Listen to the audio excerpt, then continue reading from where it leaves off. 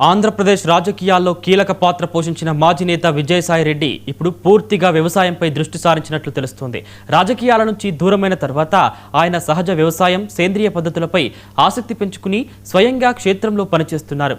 శంకారపురం ప్రాంతంలో ఉన్న తన వ్యవసాయ క్షేత్రంలో పంటల సంరక్షణకు సాంప్రదాయిక రసాయనాల బదులు సహజ పద్ధతులను అనుసరిస్తూ రైతులకు ఆదర్శంగా నిలవాలని ప్రయత్నిస్తున్నారు.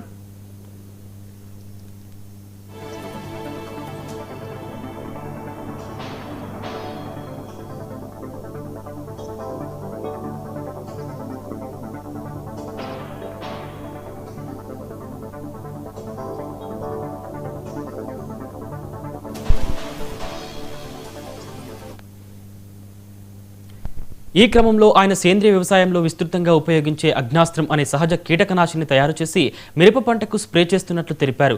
సహజ పదార్థాలతో తయారయ్యే ఈ ద్రావణం మొక్కలను కీటకాలు, పురుగుల నుండి రక్షించడంలో సహాయపడుతుందని చెబుతున్నారు.